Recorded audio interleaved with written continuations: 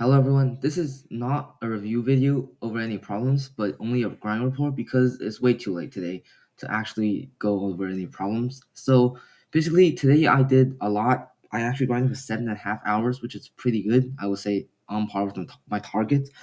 And the first 3.5 hours I mocked the 2021 February contest, and the second 4 hours I used to do the 2022 January contest.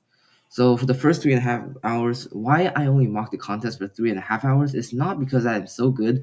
I finished all three problems in 3.5, but it's because I'm so bad that after finishing the first two, I could not figure out the third, and I just gave up. And then I looked at solutions, and it was super easy, and I finished it within 10 minutes. So these three problems in total took me 3.5 hours, and I would say they're not that challenging. And if I didn't give up on the third one, I probably could have solved it too. So 1 second. The first problem is the comfortable cows, and it's just standard simulation. But for the longest time, I thought I had to do reverse order, reverse thinking, and then I used all those advanced techniques until I realized it was just simulation. Simulation had a correct complexity. The second problem is the year of the cow. This one is even easier. It's basically just dividing it into k blocks so that the gas between the blocks is the greatest.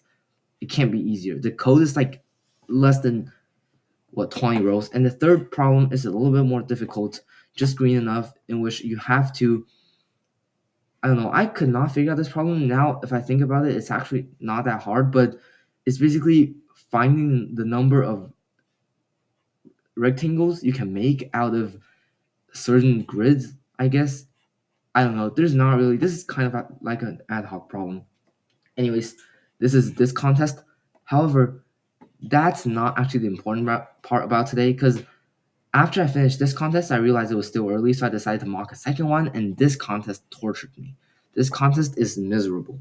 So, first of all, the first problem, I looked at it and I almost immediately had a solution, but then I worked on it for 2 hours. I kept changing, kept changing the code, and it just got way more complicated than I thought, and then it took me 2 hours out of the four to solve it, which is way longer than usual, because usually you're supposed to skip a problem by 1.5 hour, but this one took me two.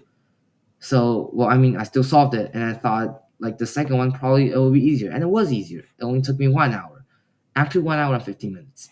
But now I left myself with the third problem and only 45 minutes, and I kind of cheated because I already know that the cutoff is 750, so I know that the fourth problem, if I could get 4 out of 14 test cases, which is the first subtask, I'll pass because I have 760. So then with the 45 minutes, I was pretty confident I could get it. But after I saw this problem, my mind completely went blank. It went blank for like 25 minutes. I had no idea until there was only 20 minutes left, and I decided like, frick it, I don't care. I just implemented a really ridiculous, completely makes no sense method and hoped that maybe the complexity would be right, getting me the first 4 points, and it did. Look at this, 1,550 milliseconds, only 500 milliseconds away from being timeout. And this is, you might think it's not scary because a lot of problems also have very close, even closer time than this, but I need to tell you that my algorithm had no guarantee on time complexity because it utilizes this one thing called random shuffle. So here's basically what I did. So for this problem, it's pretty complicated, but the essential idea is each cow has two favorite cereal boxes, and then you're trying to permutate them in a certain order so that the least number of cows will not get its favorite or second favorite cereals. And you can just read through the problem yourself. And basically, what I did for this problem is kind of ridiculous.